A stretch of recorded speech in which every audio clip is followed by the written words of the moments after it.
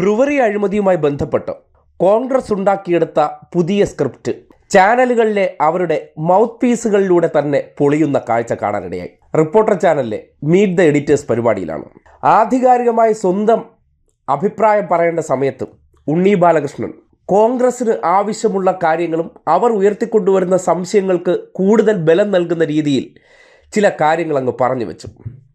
ഇതൊക്കെ ആധികാരികമായി പറയുന്നു എന്നതിനപ്പുറം ഒന്നും തെളിയിക്കപ്പെടാത്തതാണ്. ഇപ്പോഴും ഇദ്ദേഹം ചെയ്തുകൊണ്ടിരിക്കുന്ന കാര്യമാണ്. എന്നാൽ ഇതേ വിഷയവുമായി ബന്ധപ്പെട്ട് പിന്നീട് അരുൺകുമാർ കാര്യങ്ങളെ സംബന്ധിച്ച് വിശദീകരിച്ചുകൊണ്ടും സംസ്ഥാനത്ത് കടന്നു വരാൻ പോകുന്ന ഒരു പുതിയ സംരംഭത്തെ സ്വാഗതം ചെയ്തുകൊണ്ടും ചില വസ്തുതകൾ അങ്ങോട്ട് പങ്കുവച്ച് തുടങ്ങിയതും പൊള്ളലേൽക്കൽ എന്ന് പറഞ്ഞാൽ അതൊരു വല്ലാത്ത പൊള്ളലേൽക്കലായിരുന്നു. അപ്പോൾ വിഭവങ്ങളെ അവിടെ ഉപയോഗിച്ചുകൊണ്ട് 600 കോടി രൂപ നിർമ്മാണ ചെലവിൽ ഒരു ബ്രൂവറി യൂണിറ്റ് സ്ഥാപിക്കുമ്പോൾ ആയിരക്കണക്കിന് ആളുകൾക്ക് അവിടെ തൊഴിൽ സംരംഭം ഉണ്ടാകുന്നു. അതിനുമപ്പുറം നമ്മുടെ സംസ്ഥാനത്തേക്ക് വരുന്ന മദ്യത്തിൽ GST ഭീമമല്ലേ? ആ GST ഒക്കെ പോകുന്നത് എവിടെയാണ്? മറ്റ് സംസ്ഥാനങ്ങളിലേക്കാണ്. മധ്യപ്രദേശിലേക്ക് പോവുകയാണ് GST, മഹാരാഷ്ട്രയിലേക്ക് പോവുകയാണ് ഈ പറയുന്ന GST. അതെന്തുകൊണ്ട് കേരളത്തിൽ നിർത്തിക്കൂടാ എന്നുള്ളതാണ് പ്രശ്നം. ഈ പണമുണ്ടെങ്കിലല്ലേ സാധാരണക്കാരായിട്ടുള്ള മനുഷ്യർക്ക് സാമൂഹ്യക്ഷേമ പെൻഷൻ കൊടുക്കാൻ പറ്റൂ. ഇവിടുത്തെ ആശുപത്രികളിൽ നിങ്ങൾക്ക് കേവലം മരുന്ന് ഉൽപ്പാദിപ്പിക്കാൻ കഴിയും, മരുന്ന് കൊടുക്കാൻ സാധിക്കൂ. കുടിശ്ശികയാണ്. കഴിഞ്ഞ ഒക്ടോബർ മാസം മുതൽ പല മരുന്ന് നിർമ്മാണ കമ്പനികൾക്കും നമ്മുടെ സംസ്ഥാനത്ത് കുടിശ്ശികയാണ്, റേഷനിൽ കുടിശ്ശികയാണ്. അപ്പോൾ ഇതൊക്കെ തീർക്കുന്നതിന് സംസ്ഥാനം തനത് വിഭവം കണ്ടെത്തണമെന്ന് ഒരു ഭാഗത്ത് പറയുകയും തനത് വിഭവം കണ്ടെത്തുന്നതിൻ്റെ ഭാഗമായ ഒരു ബ്രൂവറി യൂണിറ്റ് വരുന്ന സമയത്ത് അതിൻ്റെ മുന്നിലേക്ക് സാങ്കേതിക കാരണങ്ങൾ പറഞ്ഞുകൊണ്ട് അതിനെ എതിർക്കുകയും ചെയ്തു. നമുക്ക് ഏതെങ്കിലും തരത്തിൽ അഴിമതി ആരോപണമുണ്ടോ? അന്വേഷിക്കാവുന്നതാണ്. ഇതിൽ ആദ്യത്തെ ആരോപണം എന്തായിരുന്നു? ഒന്ന് പൊളിഞ്ഞുപോയ ആരോപണമാണ്. ഒന്ന് ടെൻഡർ വിളിച്ചിട്ടില്ല എന്നുള്ളതായിരുന്നു. ഇത്തരമൊരു സംരംഭത്തിന് ടെൻഡറിൻ്റെ ആവശ്യമേ ഇല്ല. കാര്യം എഥനോൾ നിർമ്മാണത്തിനുള്ള ഷോർട്ട് ലിസ്റ്റ് ചെയ്ത കമ്പനിയാണ് ഈ ഒയാസിസ് കമ്പനി എന്ന് ഉത്തരവിൽ തന്നെ പറയുന്നുണ്ട്. മറ്റൊരു കമ്പനിയും ഈ പറയുന്ന പ്രോജക്റ്റിന് വേണ്ടി അപ്ലൈ ചെയ്തിട്ടില്ല. 2024 മദ്യനയം അല്ലല്ല, കേരളത്തിൽ നിന്ന് മാത്രമാണ് ഈ പറയുന്ന കേരളത്തിലെ അഡ്രസ് കൊടുത്ത് oasis company letter of expression കൊടുത്ത് കേരളത്തിൽ പിന്നെ കേന്ദ്രത്തിൽ നിന്ന് ലൈസൻസ് വാങ്ങിച്ചിരിക്കും. നമ്മുടെ തൊട്ടപ്പുറത്ത് തമിഴ്നാട്ടിൽ 8 കമ്പനികൾക്ക് എന്റെ സംശയം ഈ കമ്പനിക്ക് ഞാൻ മനസ്സിലാക്കുന്നത് തമിഴ്നാട്ടിലും കർണാടകയിലും ലൈസൻസ് ഉണ്ട്. അല്ലല്ല, ഞാൻ മനസ്സിലാക്കിയത് കേരളത്തിൽ അല്ല, തീർക്കട്ടെ. ഈ കർണാടകയിലും തമിഴ്നാട്ടിലും കേരളത്തിലും ഉണ്ട്. മാത്രമല്ല കോൺഗ്രസ് ഭരിക്കുന്ന സംസ്ഥാനത്ത് ഇതിന് ലൈസൻസ് ഇല്ലേ? ഉണ്ടാവാം. പഞ്ചാബിൽ ലൈസൻസ് ഇല്ലേ? പഞ്ചാബിൽ എപ്പോഴാണ് ലൈസൻസ് കിട്ടിയത്? അമരീന്ദർ സിംഗ് ഭരിക്കുന്ന സമയത്ത്, അവിടെ കോൺഗ്രസ് ഭരിക്കുന്ന സമയത്ത് ലൈസൻസ് കൊടുത്ത കമ്പനി ഒയാസിസ് പഞ്ചാബിലെ പൂട്ടിപ്പോയി. പഞ്ചാബിൽ അതിനുശേഷം പൂട്ടി. ആം ആദ്മി പാർട്ടി വന്നപ്പോൾ അതിനുശേഷം വരുന്ന ഘട്ടത്തിലാണ് അത് പൂട്ടുന്നത്. ഹരിയാനയിൽ ഭരിച്ചിരുന്നത് ആരാ? ഒരു ഘട്ടത്തിൽ ഹരിയാനയിൽ വരുന്നത് ഇതേ കമ്പനി ഒയാസിസ് ആണ്. അല്ലല്ല, ആ സമയത്താണല്ലോ ഈ വിവാദം. പഞ്ചാബ്, ഹരിയാന, ഉത്തർപ്രദേശ്, രാജസ്ഥാൻ. മധ്യപ്രദേശ്, പഞ്ചാബ്, രാജസ്ഥാൻ ഈ 3 സ്ഥലങ്ങളിലാണ് ഒയാസിസ് കമ്പനിക്ക് ഈ യൂണിറ്റുകൾ പ്രവർത്തിക്കുന്നത്. ഇതിനകത്ത് പഞ്ചാബ് പൂട്ടിപ്പോയി. അതിന്റെ കാര്യം എന്താണെന്ന് വെച്ചാൽ പാർലമെന്റിലാണ് ഈ വിഷയം വരുന്നത്. പാർലമെന്റിൽ ഈ വിഷയം വരികയും കേന്ദ്ര ജല കമ്മീഷനും കേന്ദ്ര പൊല്യൂഷൻ കമ്മീഷനും കൂടി ഒരു പരിശോധന അവിടെ നടത്തുകയും ആ പരിശോധനയുടെ അടിസ്ഥാനത്തിൽ വലിയ പരിസ്ഥിതി വിനാശം ഉണ്ടായെന്ന് കണ്ടെത്തുകയും ചെയ്തു. അതിന്റെ അടിസ്ഥാനത്തിലാണ് അത് പൂട്ടിപ്പോയത്. പിന്നെ ഈ കമ്പനിയാണ് ഡൽഹി എക്സൈസ് പോളിസിയുമായി ബന്ധപ്പെട്ട് അപ്പൊ ഈ കമ്പനി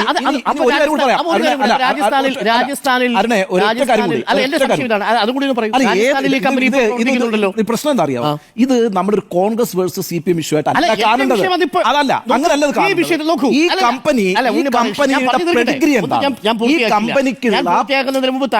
അതിനകത്തൊരു കാര്യം പറഞ്ഞ അതിൽ വിശദീകരണം ഇത്രയേ ഉള്ളൂ. കോൺഗ്രസ് ഭരിക്കുന്ന സംസ്ഥാനത്ത്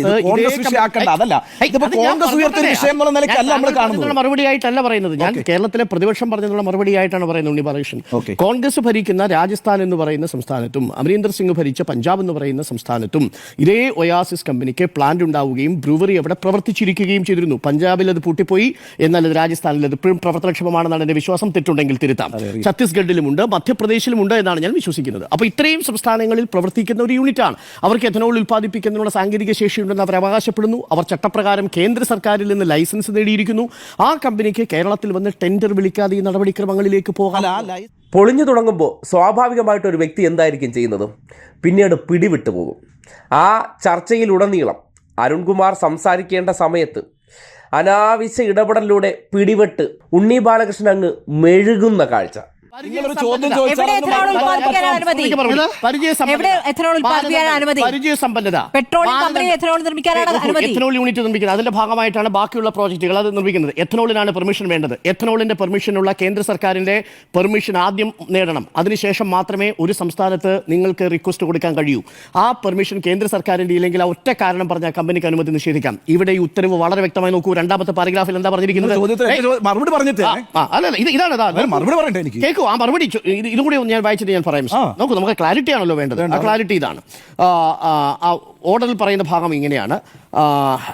ഈ കമ്പനിക്ക് കേന്ദ്ര സർക്കാരിൻ്റെ അനുമതി ഈ രീതിയിൽ മൾട്ടിഫീഡ് പ്രോജക്റ്റ് തെക്കേ ഇന്ത്യയിലെ ആദ്യത്തെ സംരംഭമാണെന്നും കേന്ദ്ര സർക്കാരിന്റെ കീഴിലുള്ള ഓയിൽ കമ്പനികൾ വിളിച്ച ടെൻഡറിൽ എഥനോൾ ഉൽപാദനത്തിന് പരിചയസമ്പന്നരായ സംരംഭകരുടെ ലിസ്റ്റിൽ ഒയാസിസ് കൊമേഴ്സ്യൽ പ്രൈവറ്റ് ലിമിറ്റഡ് മാത്രമാണ് ഷോർട്ട് ലിസ്റ്റ് ചെയ്തിട്ടുള്ളതെന്നും എന്ന് പറഞ്ഞാൽ അതിന് കേരള സർക്കാരിന്റെ അനുമതി ആവശ്യമില്ല. കേന്ദ്ര സർക്കാരിന് എഥനോൾ നിർമ്മിക്കുന്നതിനുള്ള കമ്പനികളെ ഷോർട്ട് ലിസ്റ്റ് ചെയ്യാൻ ആ പെർമിഷൻ എന്റെ കൺസേൺ അത് മാത്രമാണ്. അപ്പോൾ കേന്ദ്ര സർക്കാരിന്റെ ഷോർട്ട് ലിസ്റ്റ് ചെയ്യാനുള്ള അനുമതി അല്ലെങ്കിൽ ഷോർട്ട് ലിസ്റ്റ് ചെയ്ത പട്ടികയിൽ ഒയാസിസ് കമ്പനി പെട്ടതും കേരള സർക്കാരിന്റെ തീരുമാനവും അതിനെ തുടർന്നു വന്നതാണ്. അത് പരസ്പര വിരുദ്ധമല്ല. ഇനി ഞാൻ പറയട്ടെ, അതായത് കേന്ദ്ര സർക്കാരിലേക്ക് പോയിട്ട് ലെറ്റർ ഓഫ് എക്സ്പ്രഷൻ കൊടുക്കുമ്പോൾ കേരളത്തിൽ ഒരു എക്സിക്യൂട്ടീവ് ഓർഡർ നിലനിൽക്കുന്നുണ്ട്, ഇവിടെ ഡിസ്റ്റിലറിയും ബ്രൂവറിയും ഒന്നും അനുവദിക്കില്ല എന്ന്. ആ കേരളത്തിലെ ഒരു പഞ്ചായത്തിൽ അവിടെ അഡ്രസ്സ് കൊടുത്തിട്ട് ഞങ്ങൾ ഇതാ ഇവിടെ എത്തനോൾ ഉൽപ്പാദിപ്പിക്കും എന്ന് പറഞ്ഞു കഴിഞ്ഞാൽ ആ ലെറ്റർ ഓഫ് എക്സ്പ്രഷനിൽ തന്നെ കൃത്യമായി കേന്ദ്ര സർക്കാർ പറയുന്നുണ്ട് നിങ്ങൾക്ക് ഈ അഡ്രസ്സിൽ മാത്രമേ ഇത് ചെയ്യാൻ കഴിയുള്ളൂ, ഇവിടുന്ന് വേറൊരു സ്ഥലത്തേക്ക് ഷിഫ്റ്റ് ചെയ്യാൻ കഴിയില്ല. അപ്പൊ ഇവിടെ അത് ചെയ്യാൻ കഴിയും ഭാവിയിൽ എന്ന് എന്ത് ഉറപ്പാണ് ഈ കമ്പനിക്ക് കിട്ടുന്നതെന്ന് ചോദ്യം. അതിന്റെ അടിസ്ഥാനത്തിലാണ് സംസ്ഥാന നിയമങ്ങൾക്ക് ബാധകമാണ്. ബാലകൃഷ്ണൻ പറഞ്ഞതാണ് എങ്ങനെയായിരിക്കും ഇവര് ദിവ്യദൃഷ്ടി കൊണ്ടാണോ ഭാവിയിൽ കേരളത്തിൽ അനുമതി കിട്ടും എന്നതിന്റെ പേരിൽ ഒരു ലൈസൻസിനായിട്ട് അപ്ലൈ ചെയ്യുന്നത് എന്നുള്ളതാണ് താങ്കളുടെ കൺസേൺ. ആദ്യം കേന്ദ്ര സർക്കാരിന്റെ അനുമതി കിട്ടാനായിട്ട് നിങ്ങൾ കൊടുക്കുന്ന അഡ്രസ് എന്ന് പറഞ്ഞ കേരളത്തിൽ സാധ്യതയില്ലല്ലോ. കാരണം നിലവിലുള്ള എക്സിക്യൂട്ടീവ് ഓർഡർ പ്രകാരം ഡിസ്റ്റിലറിയോ ബ്രൂവറിയോ ഉണ്ടാക്കാൻ കഴിയില്ല എന്ന് മാത്രമല്ല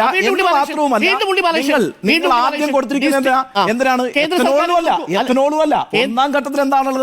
ബോട്ട്ലിംഗ് ആൻഡ് ബ്ലെൻഡിംഗ് ആൻഡ് ബോട്ട്ലിംഗിനാണ് ആദ്യം കൊടുത്തിരിക്കുന്നത്. ഉണ്ണിബാലകൃഷ്ണൻ, കേന്ദ്ര സർക്കാർ ഏത് വിഭാഗത്തിലാണ് ഷോർട്ട് ലിസ്റ്റ് ചെയ്തിരിക്കുന്നത് ഈ കമ്പനിയെ? ഡിസ്റ്റിലറിംഗ് യൂണിറ്റ്, ബ്രൂവറിംഗ് യൂണിറ്റിന്റെ വിഭാഗത്തിലാണോ? അല്ല,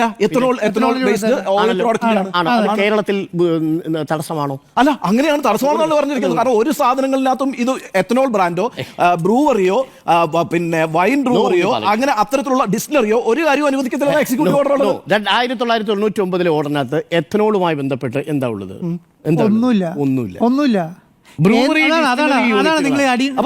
ബാലകൃഷ്ണന്റെ പ്രശ്നം ക്ലാരിറ്റി വരുത്താൻ വേണ്ടിയാണ്, പ്രേക്ഷകർ കൺഫ്യൂസ്ഡ് ആവാതിരിക്കാൻ വേണ്ടിയാണ്. അതായത് 1999 എക്സിക്യൂട്ടീവ് ഓർഡർ പ്രകാരം ഒരു എഥനോൾ യൂണിറ്റ് നിർമ്മിക്കുന്നതിന് കേരളത്തിലെ മേൽവിലാസത്തിൽ ഒരു കമ്പനിക്ക് കേന്ദ്ര സർക്കാരിനോട് അപേക്ഷിക്കുന്നതിന് ഒരു സാങ്കേതിക തടസ്സവുമില്ല. അതിനകത്ത് ഒരു ആരോപണം നമുക്ക് വേണമെങ്കിൽ പറയാം. ഭാവിയിൽ വരാൻ പോകുന്ന ബ്രൂവറി യൂണിറ്റിന് വേണ്ടി 24 ഏക്കർ നേരത്തെ വാങ്ങിച്ചു, അത് ഏതെങ്കിലും തരത്തിൽ സർക്കാരിന്റെ ഭാഗത്ത് നിന്ന് ഒരു പെർമിഷൻ കിട്ടി.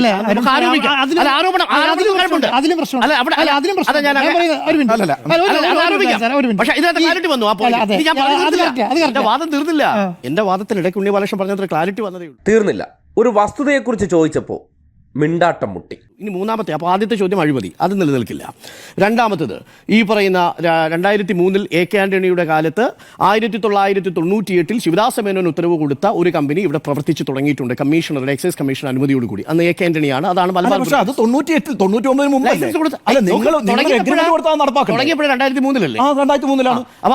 2003 ഈ അനുമതി കൊടുത്തത്. അനുമതി നിങ്ങൾക്ക് റദ്ദാക്കാമല്ലോ. അനുമതി റദ്ദാക്കാം. 98 ആ എഗ്രിമെന്റ് പ്രകാരം 2003 ഇത് അനുവദിച്ചു എന്ന് പറയുന്നത് ഭാഗമല്ല, പുതിയ സർക്കാരിന് നയമല്ലാത്തതുകൊണ്ട് ആ അനുമതി ക്യാൻസൽ ആക്കുന്നു. അല്ല, അങ്ങനെയാണെങ്കിൽ ഈ പറയുന്ന ഈ KMRന്റെ നമ്മൾ ഈ പറയുന്ന ഇതുണ്ടല്ലോ, കരിമണൽ ഖനനത്തിന് നേരത്തെ ഉണ്ടായിരുന്ന ഒരു അനുമതിയുടെ പേരിലാണല്ലോ പിന്നീട് പിണറായി സർക്കാർ അനുമതി കൊടുക്കാൻ തീരുമാനിച്ചത്. അതാണ് നിങ്ങൾക്ക് റദ്ദാക്കാൻ പറ്റില്ല.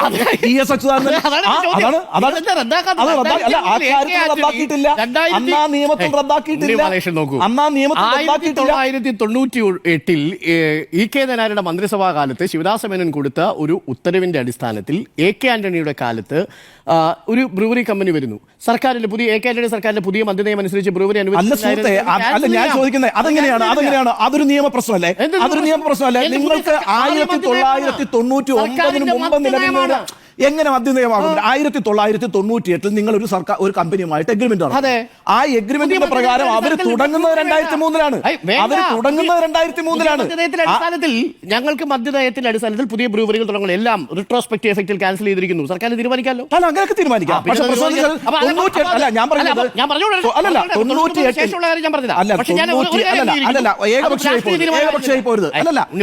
എന്റെ സമയം തീരട്ടെ. അങ്ങയുടെ സമയത്ത് കഴിഞ്ഞല്ലേ ഞാൻ പറഞ്ഞു തീർക്കട്ടെ. ഞാൻ അങ്ങേ ഇടയ്ക്കിടപെടുന്നതുകൊണ്ട് ഞാൻ പറഞ്ഞില്ല. അല്ല, ഞാൻ അനുവദിക്കുന്നത് ആ ക്ലാരിറ്റി വരുത്താൻ വേണ്ടി മാത്രമാണ്. തുടർന്ന് അങ്ങേക്കുള്ള സമയത്ത് അങ്ങേക്ക് വിയോജിക്കാം. മൂന്നാമത്തെ ഒരു പ്രധാനപ്പെട്ട കാര്യം ഇതിൽ ജലലഭ്യതയെ സംബന്ധിച്ചുള്ള കാര്യമാണ്. ജലലഭ്യതയെ സംബന്ധിച്ച് ഒരു കാര്യത്തിൽ എനിക്ക് ആശങ്കയുണ്ട്. കാര്യം ഈ ഉത്തരവിൽ പറയുന്നത് വാട്ടർ അതോറിറ്റി വെള്ളം കൊടുത്തുകൊള്ളാമെന്നും പിന്നീടാണ് ജലസംഭരണിയുടെ കാര്യം, മഴവെള്ള സംഭരണിയുടെ കാര്യം പറയുന്നത്. മഴവെള്ള സംഭരണിയെക്കുറിച്ചാണ് ഇന്ന് MV ഗോവിന്ദ മാഷ് പറയുന്നത്. മഴവെള്ള സംഭരണിയെ പൂർണ്ണമായിട്ടും ആശ്രയിച്ചാണ് ഇത് നിൽക്കുന്നതെങ്കിൽ എനിക്കതിനോട് യോജിപ്പില്ല. നമ്പർ 1. കാര്യം ആ പ്രദേശത്ത് നിങ്ങൾ സൂചിപ്പിച്ചതുപോലെ ഭൂഗർഭ ജലവിധാനത്തിൽ ചിറ്റൂർ മേഖലയിലാകെ കാര്യമായിട്ട് പ്രശ്നമുണ്ട്. ഈ എലപ്പുള്ളിയിൽ മാത്രമാണ് അല്പമെങ്കിലും ഉയർന്നു നിൽക്കുന്നത്. പ്രദേശമാണ്. അതാണ് ഏറ്റവും പ്രധാനപ്പെട്ട പ്രശ്നം. അത് മഴവെള്ള സംഭരണി എങ്ങനെയാണ് ഉണ്ടാക്കുന്നത് എന്നുള്ളതൊക്കെ ഇനി വരണം. 5 ഏക്കർ സ്ഥലത്താണ് മഴവെള്ള സംഭരണി നിർമ്മിക്കാൻ ഉദ്ദേശിച്ചിരിക്കുന്നതെന്നാണ് പറയുന്നത്. എനിക്ക് എൻ്റെ ടെക്നിക്കൽ ഡീറ്റെയിൽസ് അറിയില്ല. കാര്യം ഈ ഫയൽ നോട്ടുകളൊന്നും നമ്മൾ കണ്ടിട്ടില്ല. നമ്മുടെ കയ്യിലാകെയുള്ളത് 3 കടലാസുകളാണ്. ഒന്ന് ഗവൺമെന്റ് ഉത്തരവ്, ഒന്ന് ഈ വാട്ടർ അതോറിറ്റിക്ക് കൊടുത്തിരിക്കുന്ന കത്ത്. ആ കത്തിലും എഥനോൾ തുടങ്ങാനാണ്, എഥനോൾ ഓയിൽ പ്ലാന്റ് തുടങ്ങാനാണ് എന്നുള്ളതാണ് ഞാൻ മനസ്സിലാക്കുന്നത്. മൂന്നാമത്തത് ഈ എക്സ്പ്രഷൻ ഓഫ് ഇൻട്രസ്റ്റ് ആണ് കൊടുത്തിരിക്കുന്നത്. ഇത് 3 നമ്മുടെ കയ്യിലുള്ളൂ. ബാക്കി ഒരു ഡീറ്റെയിലിംഗ് നമ്മുടെ കയ്യിലില്ല. ഈ 24 ഏക്കറിൽ വരാൻ പോകുന്ന യൂണിറ്റ് എങ്ങനെയാണ്, അവിടെ മഴവെള്ള സംഭരണിയാണോ, ഇക്കാര്യങ്ങളൊന്നും നമുക്കറിയില്ല. ഒരു കാര്യം എനിക്കറിയാം, അത് മലമ്പുഴയിൽ നിന്ന് വെള്ളമെടുത്തുകൊണ്ടാണ് ഇത് നിർമ്മിക്കുന്നത് എന്നുള്ളത് ഒരു ഭാഗികമായി ശരിയാണെന്നാണ് ഇപ്പോഴും ഞാൻ വിശ്വസിക്കുന്നത്. കാര്യം കിൻഫ്രയിലേക്ക് പോകുന്ന വെള്ളം എന്ന് പറയുന്നത് മലമ്പുഴയിൽ നിന്നുള്ള വെള്ളമാണ്. പക്ഷേ അതിന് ഹൈക്കോടതി ഉത്തരവുണ്ട്. ആ ഹൈക്കോടതി ഉത്തരവ് എന്താ? കൃഷി ആവശ്യത്തിന് ശേഷം മാത്രമേ ഉപയോഗിക്കാവൂ. കുടിവെള്ളത്തിന് ഉപയോഗിച്ചതിന് ശേഷം മാത്രമേ വ്യാവസായിക ആവശ്യത്തിന് ഉപയോഗിക്കാവൂ. ഇപ്പോൾ കഞ്ചിക്കോട് വ്യാവസായിക ആവശ്യത്തിന് ഈ മലമ്പുഴ വെള്ളം ഉപയോഗിക്കുന്നുണ്ടോ? ഉണ്ടോ? പിന്നെ ഉപയോഗിക്കാതെയാണ് ഒരു ദിവസം 2 കോടി ലിറ്ററാണ് ഉപയോഗിക്കുന്നത്. ഒരു ദിവസം 2 കോടി ലിറ്റർ. ഇതിന് വേണ്ടത് എത്ര? 2 ലക്ഷം. ഇത്രയേ ഉള്ളൂ. അപ്പോൾ ചുരുക്കത്തിൽ ഇപ്പോൾ ഉപയോഗിക്കുന്നതിന്റെ 10 പോലും ഈ ബ്രൂവറിക്ക് 100 പോലും ബ്രൂവറിയുടെ വെള്ളത്തിന് വേണ്ടിയിട്ട് ഉപയോഗിക്കപ്പെടുന്നില്ല. അപ്പോൾ അതും ആ അർത്ഥത്തിൽ ഇനി വരാൻ പോകുന്ന സമയങ്ങളിൽ വിശദീകരണത്തിലൂടെ നമുക്ക് മനസ്സിലാക്കേണ്ട കാര്യങ്ങളാണ്. ഞാൻ മനസ്സിലാക്കിയതാണ് ഞാൻ ഈ പറയുന്നത്. കണ്ടില്ലേ, ഇത്രയേ ഉള്ളൂ. ചില കാര്യങ്ങളെക്കുറിച്ചൊക്കെ ആധികാരികമായ അഭിപ്രായം പറയും. പക്ഷേ കിട്ടിയ കാര്യം വെച്ചിട്ട് അത് പ്രസൻറ്റ് ചെയ്യാനുള്ള ഉണ്ണി ബാലകൃഷ്ണൻ്റെ ശേഷി ഉപയോഗപ്പെടുത്തിക്കൊണ്ട് കോൺഗ്രസ്സുകാരൊക്കെ അവരുടെ പച്ചക്കള്ളങ്ങൾ ഒരു മാധ്യമത്തിലൂടെ എങ്ങനെയാണ് പുറത്തേക്ക് വിടുന്നു എന്നതിൻ്റെ ദൃശ്യമാണ്. ഏറ്റവും ഒടുവിൽ അരുൺകുമാർ തന്നെ ആ വിഷയത്തിൽ ആധികാരികമായി ഉണ്ണി ബാലകൃഷ്ണനെ പൊളിച്ചുകൊണ്ടും ഈ നാട്ടിലെ വമ്പൻ GST കൊള്ള, അതായത് കോൺഗ്രസിൻ്റെ സ്പിരിറ്റ് മാഫിയ നേതാക്കന്മാർ നടത്തുന്നതിനെ തുറന്നു കാട്ടിക്കൊണ്ട് ആ മദ്യനയവുമായി ബന്ധപ്പെട്ട് കേരളത്തിൽ നിലനിൽക്കുന്ന കപട സദാചാരത്തെ പൊളിക്കണമെന്ന ആവശ്യം മുന്നോട്ട് വയ്ക്കുമ്പോൾ സ്വാഭാവികമായി അത് കാലം ആവശ്യപ്പെടുന്ന നിലപാടാണെന്ന് പറയാതിരിക്കാൻ നിവർത്തിയില്ല. അങ്ങനെയാണ് ഈ വാചകം പറഞ്ഞ് അവസാനിപ്പിച്ചത്. ഞാൻ ഈ പ്ലാന്റിനെ സ്വാഗതം ചെയ്യുന്നു. കാര്യം വലിയ ഭീമമായ GST നഷ്ടം ഇതുമായി ബന്ധപ്പെട്ട് കേരളത്തിൽ ഉണ്ടാകുന്നുണ്ട്. ഇനി ഒരു കാര്യം കൂടെ പറഞ്ഞാൽ അവസാനിപ്പിക്കാം. ഇതുകൊണ്ട് കേരളത്തിൽ മദ്യം ഒഴുക്കുമെന്നുള്ളൊരു വാദം നിങ്ങൾക്കുണ്ടോ? എന്റെ അഭിപ്രായത്തിൽ നമ്മൾ 5 പേർക്കും അതില്ല എന്നാണ് എന്റെ വിശ്വാസം. അല്ല, മദ്യമൊഴുക്കുമായിട്ട് ഇതിവിടെ ഉയർന്നിരിക്കുന്ന ആരോപണങ്ങൾക്ക് ഞാൻ എന്റേതായ രീതിയിലുള്ള മറുപടിയാണ് ഞാൻ പറയുന്നത്. അത് എൻ്റെ ഒരു കൺസേൺ ആണ് ഞാൻ ഈ പറയുന്നത്. ആ ആരോപണം ശരിയല്ലെന്നാണ് എൻ്റെ പക്ഷം. കാര്യം നിലവിൽ കേരളത്തിലേക്ക് വരുന്ന മദ്യം ഒഴുക്കിക്കൊണ്ടിരിക്കുന്ന കമ്പനികളെല്ലാം തന്നെ അതേപടി വൻ ലാഭം ഉണ്ടാക്കുന്നു. കർണാടകയിലെ ലാഭം, കർണാടകയിലെ കമ്പനികൾക്ക് ലാഭം ഉണ്ടാക്കുന്നതിൽ കേരളത്തിൽ ആർക്കെങ്കിലും അതൃപ്തിയുണ്ടോ? കർണാടകയും ഗോവയുമാണ് ലാഭം അടിച്ചുകൊണ്ട് പോകുന്നത് മുഴുവൻ. അത് കേരളത്തിൽ GST കിട്ടുന്നത് കൊണ്ട് ആർക്കാണ് വിഷമം? അതൊന്ന്. രണ്ടാമത്തെ ഒരു പ്രധാനപ്പെട്ട കാര്യമുണ്ടല്ലോ, ഇതുമായി ബന്ധപ്പെട്ടുള്ള തൊഴിലവസരങ്ങൾ നമുക്ക് കിട്ടുന്നില്ലേ? ആ തൊഴിലവസരങ്ങൾ ആരെ കാണാതെ പോകുന്നത്? അതൊരു പ്രധാനപ്പെട്ട വിഷയം.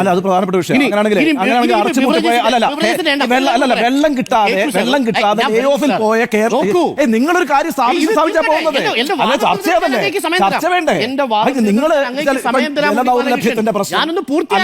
എന്റെ സുഹൃത്തെ സമയം തരൂ ഉണ്ണി ബാലകൃഷ്ണൻ. ഞാൻ അങ്ങേക്ക് സമയം നിങ്ങൾ സംസാരിച്ചു. അല്ലെ, ഒരു ഒറ്റ പോയിന്റ് കൂടി ഞാൻ ഇതുമായി ബന്ധപ്പെട്ട് പറഞ്ഞു തീർക്കാനുള്ളതാണ്.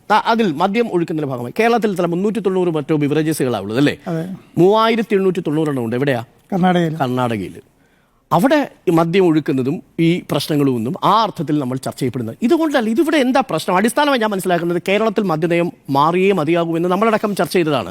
പബ്ബുകൾ തുടങ്ങണം, ഈ IT പാർക്കുകളുമായി ബന്ധപ്പെട്ടുകൊണ്ട്, ടൂറിസം സെക്ടറുമായി ബന്ധപ്പെട്ടുകൊണ്ട്, അതിലൊക്കെ നമ്മളുടെ മലയാളികളെ ബാധിച്ചിരിക്കുന്ന കപട സദാചാരത്തെ മാറ്റിമറിച്ചുകൊണ്ട് വ്യക്തവും സുതാര്യവും ആരോഗ്യകരവുമായൊരു മദ്യനയം സംസ്ഥാനത്തിന് വേണം.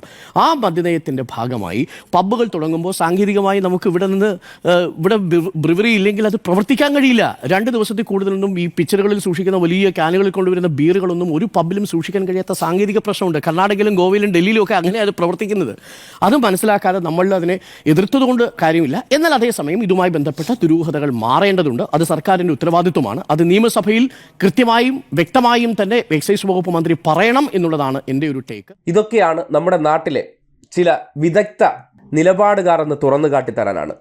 മുതിർന്ന മാധ്യമപ്രവർത്തകനായ ഉണ്ണി ബാലകൃഷ്ണനോട് പല കാര്യങ്ങളിലും യോജിപ്പുണ്ടെങ്കിലും അദ്ദേഹത്തിൻ്റെ ഈ ഒളിച്ചു കടത്തിലാണ് സഹിക്കാൻ പറ്റാത്തത്. ഈ നാട്ടിലെ ഏതെങ്കിലും ഒരു പുതിയ സംരംഭം വരുമ്പോൾ ആ സംരംഭത്തെ കോൺഗ്രസ് അഴിമതി എന്ന് പറഞ്ഞാൽ അതേപടി ഏറ്റുപാടുന്ന നിലവാരത്തിലേക്ക് തരം താഴ്ന്നു പോകുന്ന ഒരു മുതിർന്ന മാധ്യമപ്രവർത്തകൻ ഈ നാട്ടിൽ തനത് വരുമാനം ഉണ്ടാക്കുന്നില്ല എന്ന കരച്ചിൽ നടത്തുന്ന വ്യക്തിയാണ്. ഈ നാട്ടിൽ സംരംഭങ്ങൾ കൊണ്ടുവരാൻ ഇടതുപക്ഷം അനുവദിക്കാറില്ല എന്ന് വായ്ത്താരിയിട്ടിട്ടുള്ള വ്യക്തിയാണ്. അതേ ഇടതുപക്ഷം ഒരു സംരംഭം ഈ നാട്ടിൽ 1000-ഓളം പേർക്ക് തൊഴിൽ കിട്ടുന്നതും ഇവിടുത്തെ കർഷകരെ നേരിട്ട് സഹായിക്കുന്ന ഒരു പദ്ധതി വരുമ്പോൾ കോൺഗ്രസ്സുകാരെ അധികാരത്തിൽ കൊണ്ടുവരാൻ കോൺഗ്രസ്സുകാർ പറയുന്ന കാര്യങ്ങൾ ഏറ്റുപാടുന്നുണ്ടെങ്കിൽ എന്താണ് ഇയാളുടെ താല്പര്യമെന്ന് ചിന്തിക്കാവുന്നതല്ലേ ഉള്ളൂ. അതിനെയാണ് ഇങ്ങനെ ഏതാനും ചോദ്യങ്ങളിലൂടെ അദ്ദേഹത്തിൻ്റെ പിടിവിട്ട് ഈ സമൂഹത്തിന് തുറന്നു കാട്ടപ്പെടുന്ന രീതിയിലേക്ക് കാര്യങ്ങളെത്തിയത്. എന്തായാലും അതിൽ ഡോക്ടർ അരുൺകുമാർ പറഞ്ഞ നിലപാടുകൾ, ആ നിലപാട് കാലത്തിനൊപ്പം സഞ്ചരിക്കുന്ന നിലപാടാണെന്ന കാര്യത്തിൽ യാതൊരു തർക്കവുമില്ല തന്നെ.